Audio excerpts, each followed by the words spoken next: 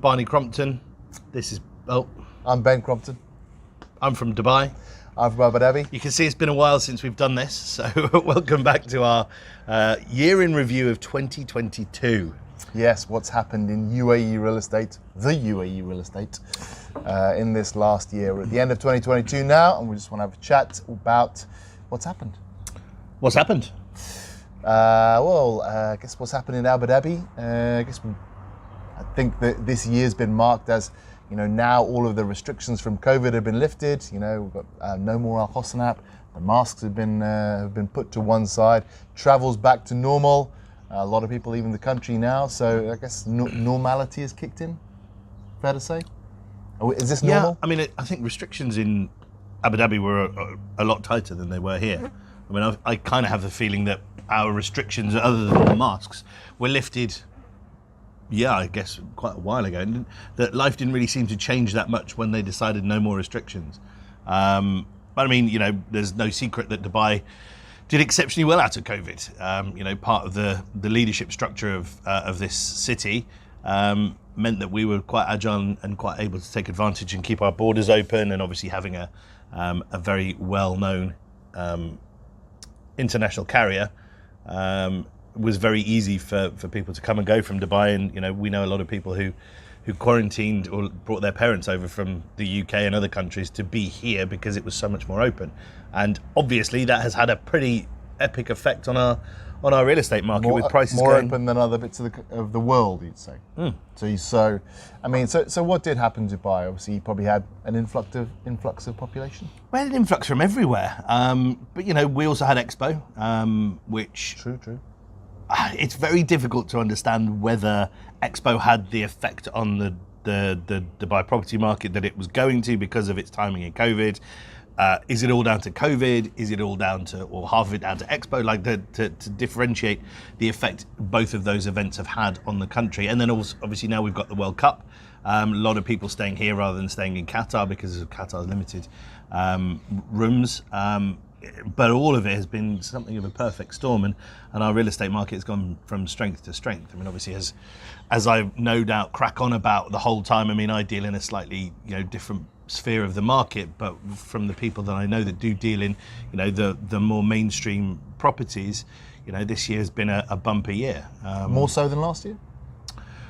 Yeah, if the Dubai Land Department records are to be believed, this year outstripped last year by a considerable margin. Let me see if I can find the numbers. You carry on. Okay, well, let's take a research break there. Abu Dhabi's been, and I think we speak about this almost every time on our little video cast, on our little podcast. Abu Dhabi has been consistent. Dubai has had the price increases. 2022 for Abu Dhabi has, I think, been positive. There's been more sales. There's been more off-plan sales. A lot of people, when looking at a home to buy, so end users, they've kind of seen the light at the end of the tunnel, and they've decided to buy, whereas before they were renting. But prices haven't gone up that much. Not more than 5%, I would say, this year, and similar last year. So it's been very, consistent with Abu Dhabi. But we have, definitely arrested the declines in real estate prices that we saw from 2015. So 2021 kind of bottomed out. 2022, we've had a bit of positive return. And we'll do a video on predictions for 2023 now, but it's certainly slowing down a bit in Abu Dhabi now because of increased interest rates, and that's going to affect certainly end users, less so the off-plan market. All I can tell you from that very brief interlude is that research isn't your strong point. It's not my strong point. No. 1.42 billion in December this year. 1.42 billion. Compared to December last year. Still trying to figure that out.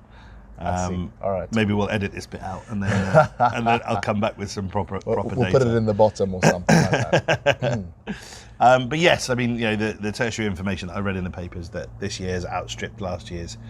Certainly, we've had more record sales in terms of individual transactions.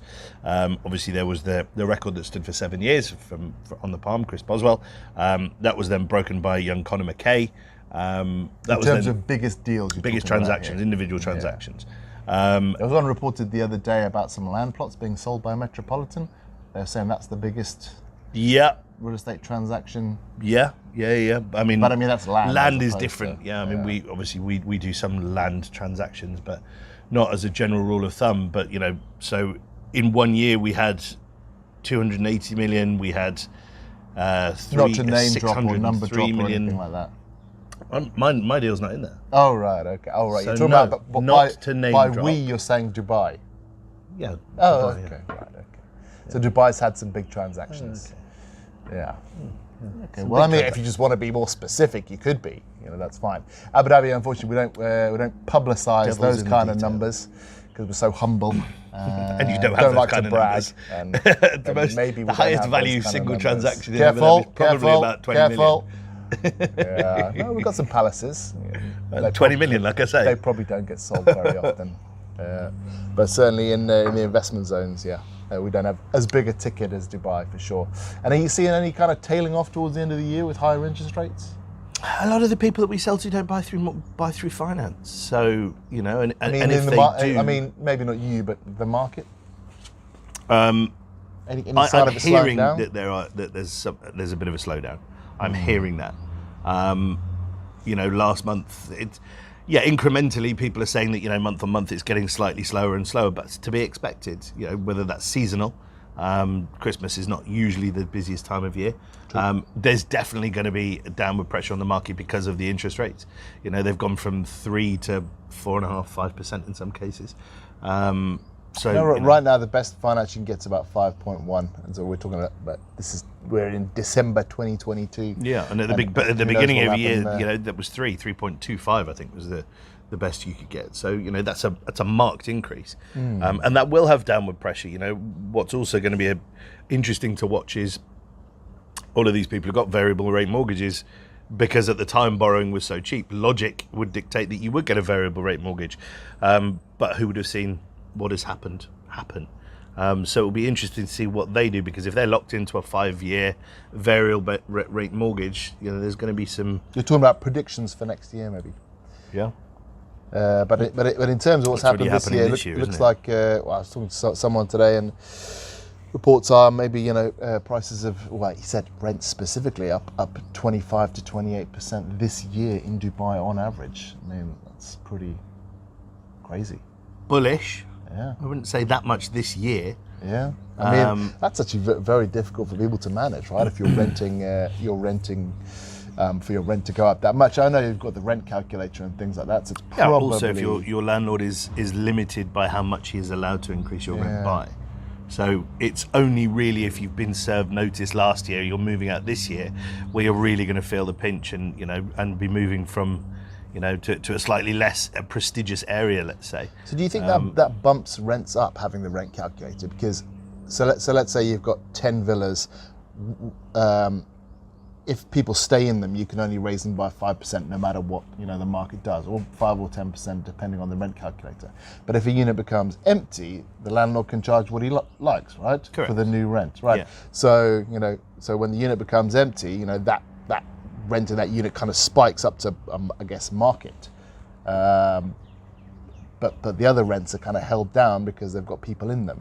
I wonder if that affects, that pushes rents up more aggressively than they would if people could just raise rents and lower rents according to the market.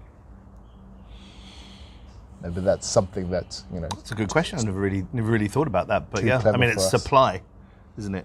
Yeah, so you've only got that one unit, and people don't want to move out of the other units because they're going to, pay a hefty whack in rent. I mean, something that happens when you talk about rent control, which is, another video. What happens about rent control is people get trapped in units that are inappropriate for them because they can't move out because they have to stay there. Even if you have 10 kids, you're stuck in a 1-bed because you can't afford the. That's probably not going to be true in a 10 bed. market like this, because obviously we're far more peaks and troughs than steady increases, like, let's say, a rent controlled apartment in New York, where prices predominantly just keep going up. Here, if you've got enough time, you will see that prices will soften. It's very much more cyclical here. But anyway, like you said, it's a story for another market. How has the year been in Abu Dhabi? Yeah, so whilst you were researching, I already went through that. Meticulous research. Yes. So, slow and steady as Abu Dhabi always is. Prices and rents are either flat or up a handful of percent, not more than 5%, except in some very specific areas. Yeah. Flat. Yeah. Super premium's gone up a lot, maybe 10 to 15%. Yeah, but low and mid-level rents and sale prices pretty flat. Why? I mean, supply and demand, I guess. Demand? I guess not. I mean, it. Particularly rent is a pure supply and demand play. I mean, sale prices are supply, demand, and your expectations of future value. But yeah, I mean, I guess we haven't had the same influx of population that Dubai had. We have had a massive. I would love to know the numbers, and that shows how poorly organised I am that I don't know those numbers now. But Dubai is are they made much public busier. The numbers? Yeah, I'm sure they are. Yeah, I'm sure I don't see why it would be kept. But anecdotally, you say anecdotally, Dubai is much busier. It's much busier. The traffic is worse. The malls are busier. I used to anecdotally, if I went to Dubai Mall, I could usually find parking on the 3rd floor. Now I don't even bother. I go straight to the roof because I know there's going to be parking there. That's a secret. Don't tell anyone that's what I do. But yeah, it's impossible to park. So that I would say the population has definitely increased by 30% minimum. What a confident prediction of an absolutely enormous population increase. That is minimum. Staggering.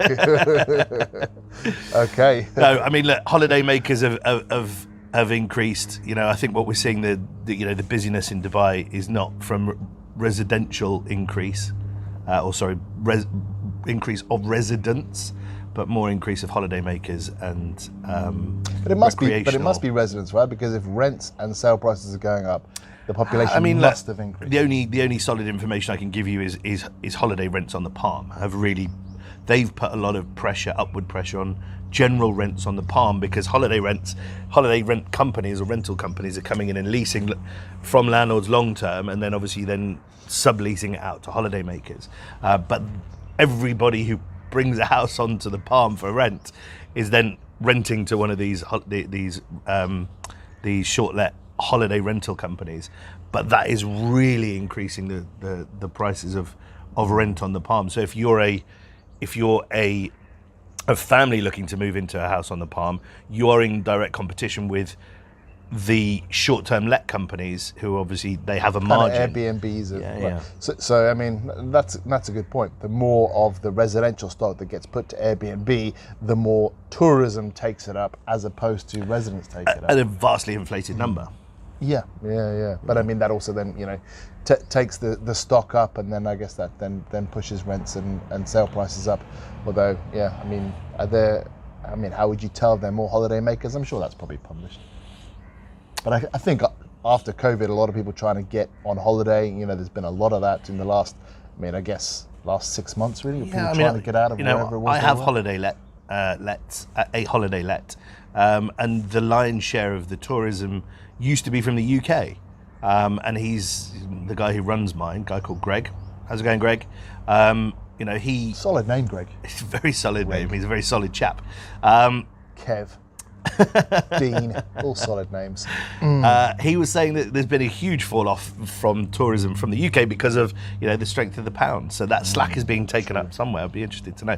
But again, we're digressing. This is supposed to be a look back year in review, a look back on 2022. Yeah. I mean, to be honest, no surprises. 2022 just carried on the year of 2021, and I expect to, we'll do another story, another video on what we expect from 2023. I've been Barney Crompton. I've been Ben Crompton. See you next time. We've been Two Fat Brokers. Oh, we have. Just in time, saved by the bell.